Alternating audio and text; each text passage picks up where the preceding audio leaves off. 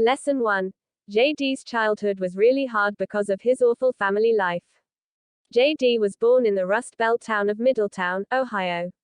After the local steel manufacturer was outsourced, the people lost their jobs and the property values declined, trapping the residents in poverty. This was the world he was born into. His father and mother divorced when he was young, and he was primarily raised by his mom and her ever-changing boyfriends. Though his mom worked hard as a nurse to provide for her kids, she had problems with drugs and alcohol. J.D. frequently was exposed to violence and yelling.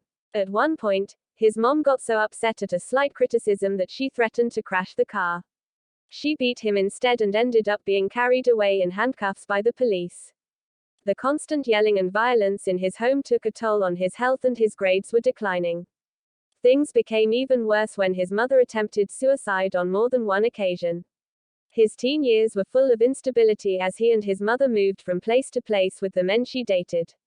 He began to struggle so much because of his home life that he nearly dropped out of high school. But he found new hope when his mother checked into rehab and he moved in with his grandmother. Lesson 2. When J.D. moved in with his grandmother, everything started to change, and it continued getting better when he joined the military. When he was living with his grandma, Mamaw, J.D. finally had some stability. She encouraged him to work hard and apply himself in school. Her 3 rules were that he get good grades, get a job, and help her out. He was happy to finally have structure and complied with these new rules. His grandmother helped him by buying him an expensive graphing calculator and compelling him to sign up for advanced math. He was finally happy, and he even aced his SAT. When he graduated, he made the decision to join the U.S. Marines. This is where he learned important life lessons he hadn't before, like how to take care of himself, how to be a good leader, and how to manage his finances. After the military, he went to college, worked like crazy, and got into Yale Law School. As a poor kid who was the first in his family to get a degree, he realized how different he was from his classmates. It was lonely at times, but he felt optimistic about the future. Vance believed that as long as he worked hard, he would land a good job. Lesson 3. We can learn valuable lessons from Vance's rise out of poverty. Vance soon learned at Yale that success is all about social capital, or who you know.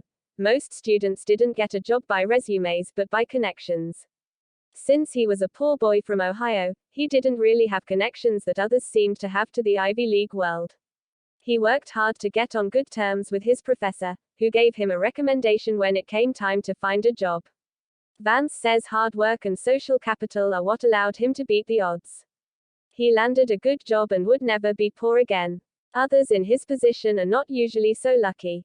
Studies show that children like him, who suffer what's called adverse childhood experiences, usually do poorly in school and are more likely to have depression, anxiety, and even more likely to have heart disease. However, J.D. was fortunate enough to rise above the trials, and he now has a great job and is settled down with a family. He hopes to inspire kids like him and help them see that they too can beat the odds. He also advocates for knocking down barriers that keep people like him from becoming successful, like enacting housing policies that segregate the poor.